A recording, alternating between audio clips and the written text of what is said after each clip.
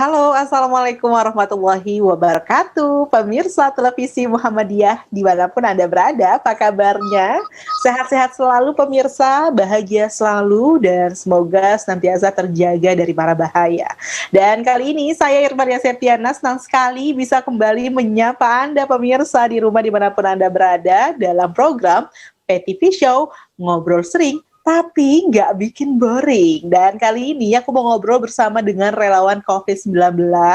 Ini memang non-medis, tapi menurutku untuk kita menjadi relawan COVID, kita tentunya memiliki satu keberanian yang lebih gitu ya. Karena aku pribadi saja, jangankan untuk jadi relawan COVID, untuk menjadi pendonor darah aja, suka mikir 2 kali karena takut sama yang namanya hal-hal berbau rumah sakit gitu ya. Dan kali ini aku pengen tahu apa sih yang memotivasi seorang mahasiswi UHAMKA jurusan gizi yang kemudian mengabdikan dirinya untuk menjadi relawan COVID-19, yang mana kita tahu bahwasannya memang pandemi sejauh ini masih belum juga surut gitu ya, dan kita harapkan tentunya ini bisa segera berakhir, tapi kenyataannya justru di awal tahun ini kita bahkan menemukan peningkatan kasus positif COVID-19 yang semakin tinggi, dan tentunya ini menjadi satu perhatian khusus bagi kita semua, apa yang keliru dari semua ini, padahal semuanya sudah diperjuangkan.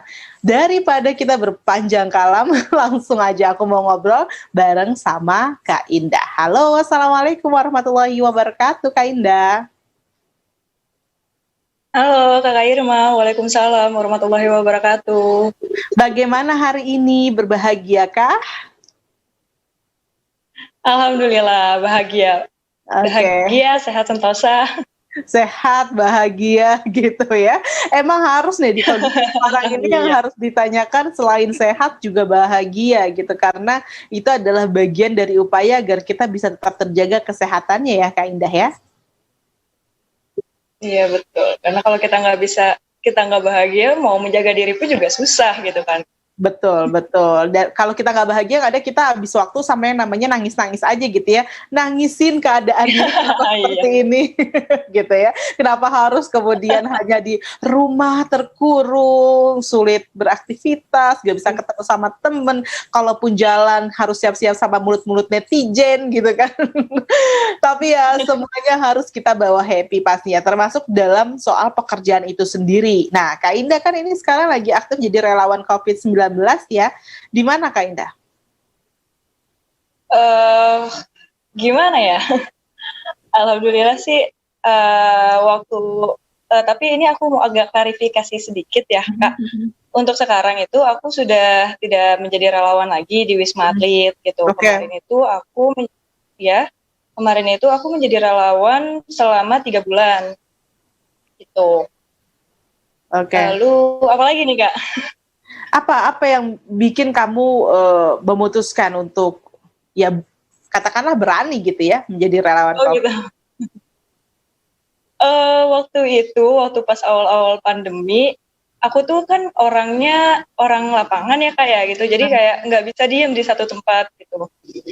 Sebenarnya nggak baik juga untuk kesehatan aku, tetapi di satu sisi aku saat menyadarkan diri bahwa aku ini orang mahasiswa kesehatan gitu, tapi kok aku cuma diem aja gitu. Dan terlebih meskipun aku bisa melakukan kegiatan yang preventif gitu untuk masyarakat sekitar, tapi sepertinya ini tuh bukan aku gitu, karena waktu itu aku sempat nyoba juga jadi relawan dari Muhammadiyah. Itu kita jadi melakukan penyuluhan edukasi ke pasar waktu itu, tapi aku baru turun sekali, kemudian kebetulan dapat panggilan di Wisma Atlet gitu, akhirnya oh yaudah deh mau coba yang di Wisma aja gitu. Nah terus waktu itu aku pas daftar itu mikirnya aku mau melakukan sesuatu gitu. Meskipun mungkin orang mikirnya apa sih sok-sokan gitu ya, aku masih mahasiswa gitu, nggak tahu kedepannya takdirnya seperti apa gitu. Cuma yang aku pikirin saat itu adalah aku ingin melakukan sesuatu gitu. Jadilah aku langsung daftar. Di situ aku daftar juga belum bilang orang tua aku, karena kalau aku bilang pasti nggak akan dibolehkan kan gitu. Kayaknya jelas deh kayak gitu ya. Gitu karena kan orang tua juga pasti khawatir kan gitu nanti di sana gimana gitu namanya kita ada di ruang lingkup yang dimana memang ibarat kata itu pusatnya lah seperti itu kayak gitu. Nah terus akhirnya selama proses pemanggilan itu aku masih diem aja. Nah ketika dipanggil baru aku bicara, aku bilang aku udah melakukan tes MCU di Wisma Atlet waktu itu ketika pendaftaran. Nah setelah melakukan proses MCU sekitar hampir sebulanan aku baru dipanggil gitu. Dan alhamdulillah untung orang tua aku percaya dan setuju ya udah jaga kesehatan di sana gitu katanya gitu. Ya udah deh akhirnya aku berangkat ke sana. Udah menjalani tugas aja langsung gitu. Oke, tapi kan kamu ada nggak sih rasa sebenarnya ya, yang sebenarnya gitu, takut juga gitu kan, apalagi awal-awal waktu itu kita tahu kita bahkan masih belum bisa beradaptasi dengan kondisi pandemi ini. Gimana coba sejujurnya perasaan kamu? Sejujurnya sih nggak tahu. Aku tuh cuma emang orangnya kayak pengen melakukan aja gitu, aku tuh pengen kontribusi, pengen melakukan sesuatu yang itu bermanfaat untuk diri aku dan bermanfaat juga untuk orang lain gitu, meskipun aku hanya menjadi bukan garda yang benar-benar paling terdepan gitu, kayak perawat, dokter gitu, aku hanya di bagian apa ya istilahnya, manajemen rumah sakitnya gitu. Oke. Tapi kamu akhirnya berada di Wisma Atlet itu. Nah, saat kamu kemudian diterima dan orang tua akhirnya memberikan lah ya izinnya gitu. Yang penting adalah kamu tetap jaga kesehatan. Kayak itu yang harus diingat gitu kan. Apa hal pertama yang kamu persiapkan ketika kamu ingin mulai melakukan tugas relawan COVID itu?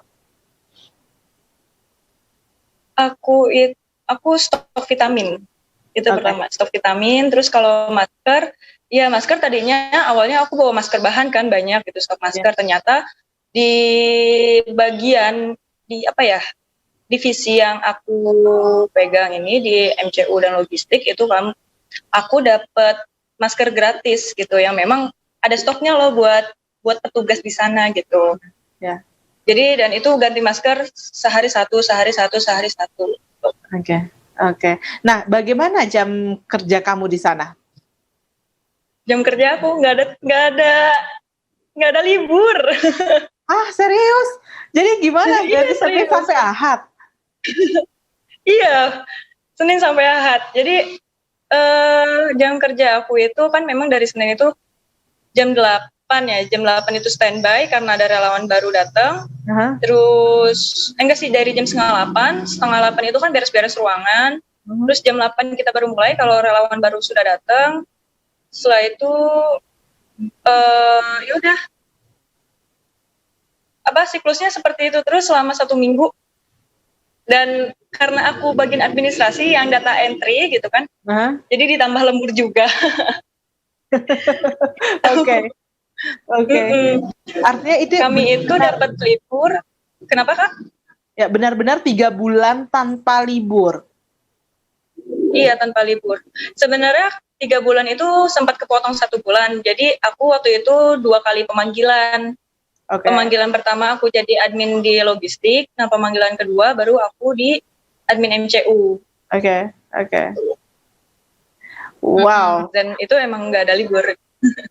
Ini pemirsa yang harus kita ketahui begitu ya, bahwa banyak orang-orang yang ya memang sebenarnya sudah berjuang dengan melakukan aksi nyata, termasuk Kak Indah gitu sendiri ya, yang mana merelakan 3 bulannya di masa-masa yang orang-orang tuh sebenarnya khawatir, takut, mereka memilih untuk berada di rumah saja, stay at home. Tapi ada seorang Kak Indah yang tetap bertekad untuk bisa melakukan aksi nyata dengan membantu di lapangan, yang mana kita tahu itu sebenarnya seperti bukan pilihan gitu ya bagi sebagian orang, tapi Kak Indah justru memilih itu, dan ini semakin menarik pemirsa. Nanti kita akan bincang-bincang lagi seperti apa rangkaian prosedur yang dilakukan oleh Kak Indah sendiri begitu ya ketika akhirnya menjadi relawan COVID-19. Tetap bersama dengan kami di PET TV Show.